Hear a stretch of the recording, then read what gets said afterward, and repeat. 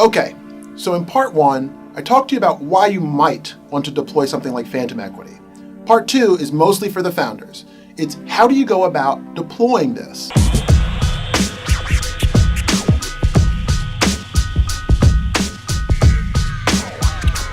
So the first thing you want to do is you want to set up legal paperwork. I think it's more important to make sure your team members know this is a legal thing.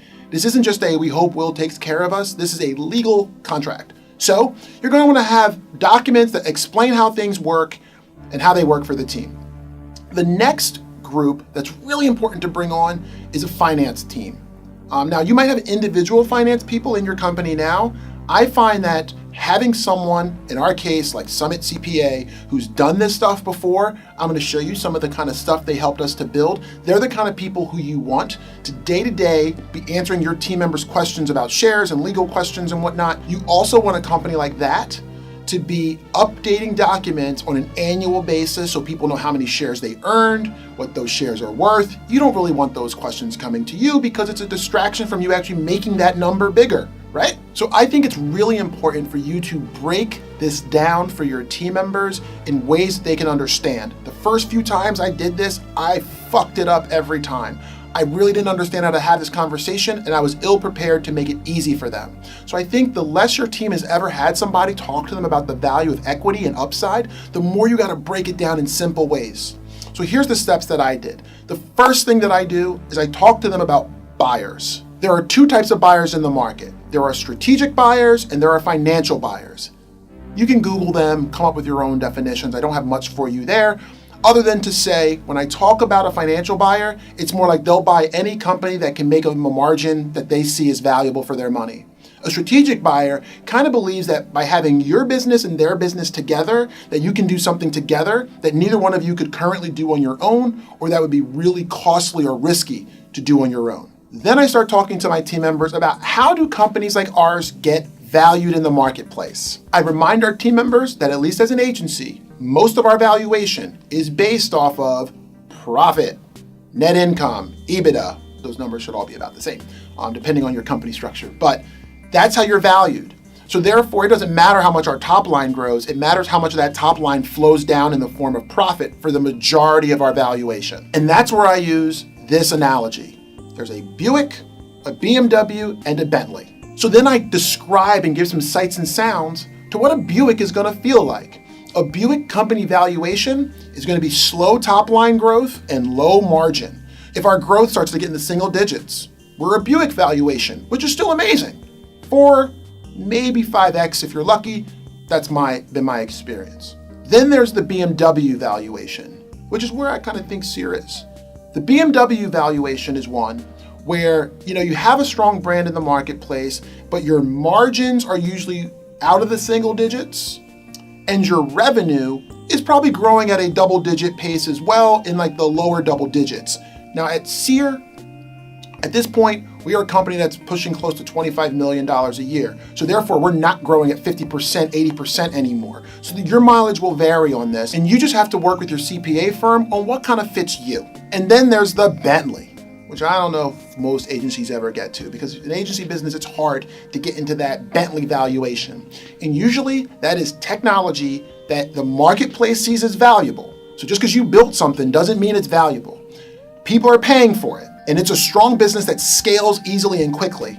Most agencies don't scale well because for each time you get a new client, you need to get new team members. So that's not an easy scalable thing, because then you need recruiters to kind of go take advantage of that opportunity. So we're not going to talk too much today about Bentley valuations, but I will show you how I talk to my team members about it right now. So here you see what I would consider a valuation rule of thumb. And you can see that the valuation goes anywhere from 4x to 12x. You can change these as you'd like.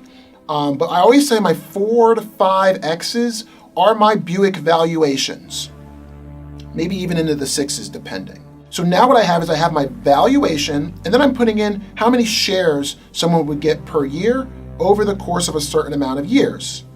So now I can show you that at a 4x valuation, this year Sear's worth X. Now based on some growth goals that we have, in 2025, the company would be worth close to $35 million if if we went on that long. So you want your CPA firm to kind of model out a long trajectory so your team members aren't thinking, oh, this is going to happen next year or whatever. And then you can also see here that there's a share value and a share price, which we expect to continue to grow.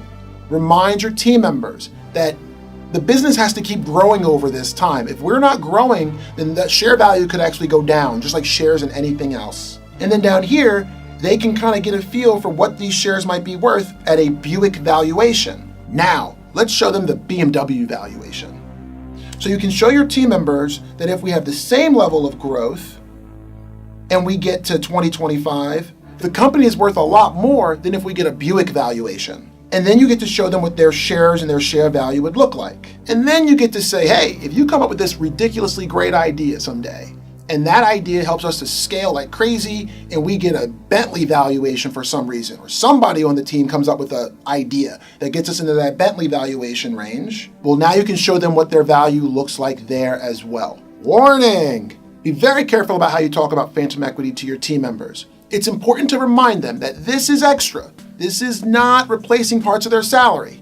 If you as a founder are pitching this as a, hey, I know I'm paying you $80,000 a year instead of $100,000, even though we both know you are worth and agree that you are worth $100,000, that's a different conversation when you're giving somebody some equity or phantom equity. If you're saying, hey, I'm giving this to you as a gift as long as we hit these goals, and you are currently getting bonuses, you are currently getting raises every year if you're doing a good job, then this is a cherry on top. This is not a replacement of salary, because you have to have a very different conversation depending on which is which. So now let's go to what it looks like for a team member. So now what I can do is I can show a team member how many units they're going to get every year. I can show them how much of their units are allocated to us hitting revenue goals versus how many are allocated to us hitting profit goals. So then they can see how many units are available every year if they hit revenue goals and profit goals. Now you might ask yourself, well, Will, why do you have that distinction? So different roles can influence different parts of the business differently. Let me give you an example. Business development. They're not always day-to-day understanding exactly how profitable this project is going to be when they close it. So therefore, you might incentivize them to be maybe 75 or 80% of their shares come from us hitting a revenue goal, because that's what they control more of, versus a profit goal. So that might be a reason why you want these things split. But I would say you pretty much want people to feel the pain and the upside of having both, so no one just runs off on one side or the other without thinking about the other part of the business.